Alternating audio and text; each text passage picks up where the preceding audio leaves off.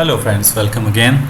So I hope by the time you are watching this video you already have installed Docker on your machine successfully. So now to play around with Docker's commands and everything, let's first have a walkthrough of Docker Hub, because Docker Hub we will be frequently interacting with Docker Hub. Docker Hub is nothing, it's just a centralized repository system. So just think about it. Docker officially has made a kind of a public repository where their developers or coders are pushing the new images, so that we will not have to build the images or the basic images right from the Docker file. So and we can directly use already built-in images so that we can expedite our work, right? So Docker Hub is nothing, it's just like a centralized repository system where you can find free Docker images to use it, and then you can build your application on top of that. So let's see what is Docker Hub and how does Docker Hub looks like. So if you just do Docker Hub, and the first link you would see here would be redirecting you to the Docker Hub's official website. Here I just have logged in by my credentials, you can use yours. So this is how Docker Hub looks like. What you can do is you can play around and you can go here and you can see we have all of the images. So what you are seeing here is these are the minimal images, or you can say the basic images of specific application use case. If you will say, you will find OS specific kind of Ubuntu and CentOS and everything you will find for OS specific. If you need any application specific images such as web server, Nginx, you can find it, and Alpine version you can find it, BusyBox you can find it. If you are dealing with any kind of Python related projects, you can find directly Python specific images. So this is what I'm telling, right? So this is the beauty of Docker, that if you just need a web server, right, you might not want to have a proper or complete operating system which would have what you will do in a virtual machines case.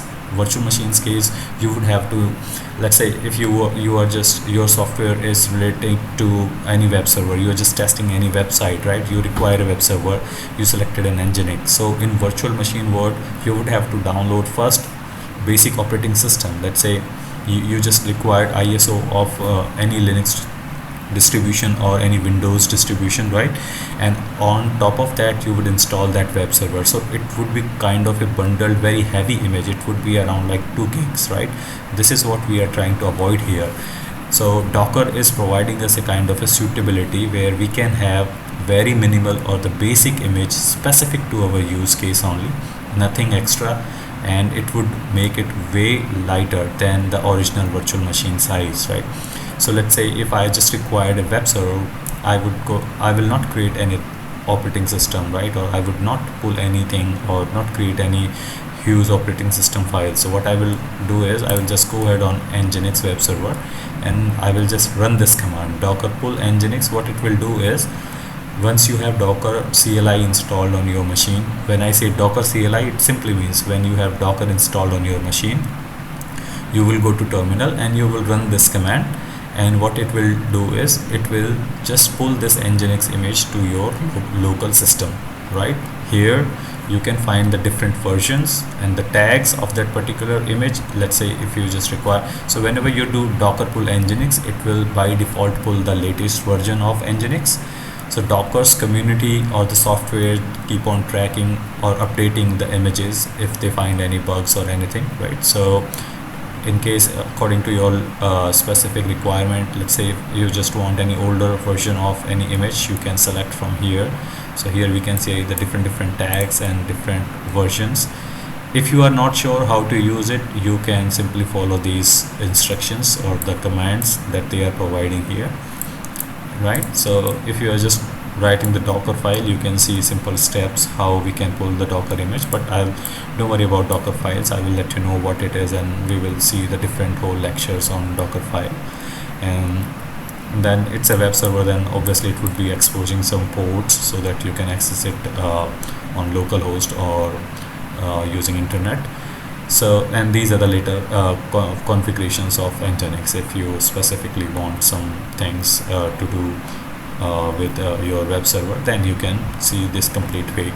So this is just an example, right, I'm giving you. And if you will see here, so these are the all images, right? And let's say if you just require a minimal Ubuntu version to do some kind of to practice on Linux distribution, you can pull this image and you can play around with it. So it would be very tiny image, and you can do a lot of things, and just for testing purpose or development, anything, means whatever you want to do, you can simply use it here, right? So this is what it is. And this is kind of a here we can see these are my repositories. And if I see the different images, even though for Node applications you have this, for Apache you have dedicated images, MongoDB, Memcached, MySQL, everything you will find related here. So let me give you a sweet and shortest example. Let's see. So now right now, as you can see, I have Docker installed on my machine. So let me clear it down, and if I show you again the Docker version, so Docker version is now installed on my system. Now what I will do is I will try to pull an image, right? Before doing anything on Docker, you require a basic image, right? Means you would have to pull some basic image at which you will do certain tasks, right? Let's say I'm running a web server, I have some website and I would require a web server. So what I will do is I will simply run docker run and then nginx, the same command that I have shown you on Docker Hub page. What this will do is docker run, it will check the nginx image first locally on my system. If it is not available, then it will pull it from Docker Hub repository. Okay, so if now you can see that it is saying that it cannot find this image locally, and then it is trying to pull this image from Docker Hub, right?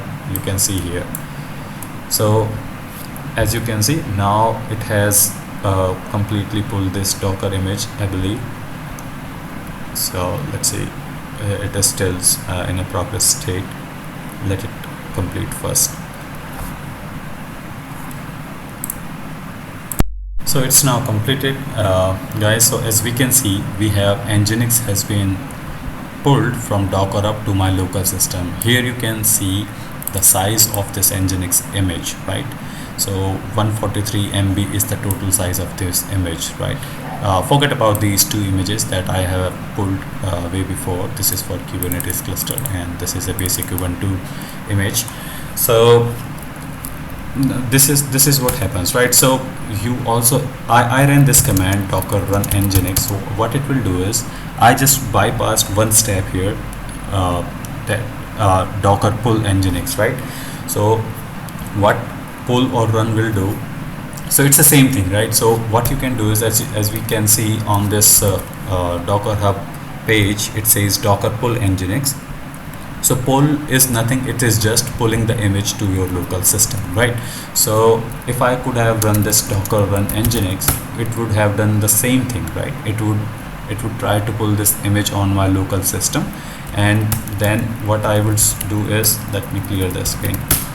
Here I would say docker images to see what are the images we have locally installed on our system, not installed, just pulled on our local system.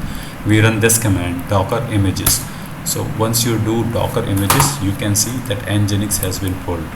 So tag is the latest version that we just have pulled. If you specifically want to pull any specific version, then what you can do is you can simply run docker and then pull and then nginx and then specific version.